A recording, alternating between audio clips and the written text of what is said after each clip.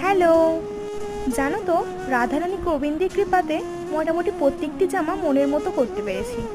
কিন্তু তোমাদের যে রাধারানীর ড্রেসটা দেখিয়েছিলাম, সেখানে নিচে অন্য একটা কাপড় ছিল, কিন্তু সেটা সেরকম ভালো লাগছিল না।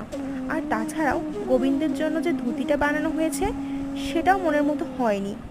তাই মা বাড়িতে একটা শাড়ি ছিল, সেই শাড়ির আঁচলে যে অংশটা ছিল, সেটা কেটে গোবিন্দের ধুতিতে বসিয়েছে, যাতে বেশ অনেকটা কুচি পড়ে আর দেখতেও বেশ সুন্দর লাগে।